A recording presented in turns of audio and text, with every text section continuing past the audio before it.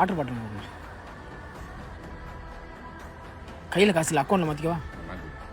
கையில் காசுலாம் என்ன இலவு கூட கடைக்கு வரீங்க?